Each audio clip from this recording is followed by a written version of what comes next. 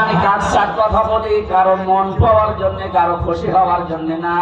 এদেশে এখন যা চলছে, আপনি যদি চরিত্রকে বাঁচাতে চান, ছেলেদেরকে মেয়েদেরকে ছাত্র শিবিরে ছাত্র সংস্থায় চোখ কান বুঝে দিয়ে দেন, না তো পারবেন না। কারণ এখন চলছে কি দেখছেন, অপেন চলছে সব। এই কঠিন মুহূর্তে আপনার সন্তানকে আপনি বাঁচাতে পারেন শুধু এই দুইটা সংগঠনে দিন, আমি গ্যারান্টি দিব আপনি পারবেন।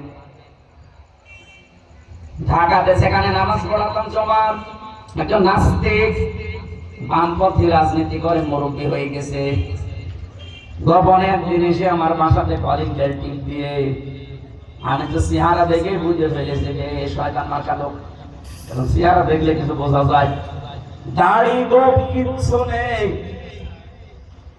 আমার এখানে এসেছে তাও সিগারেট খেয়ে ফেলে দিল, দেখলাম সিসি ক্যামেরা সব দেখা যাচ্ছে।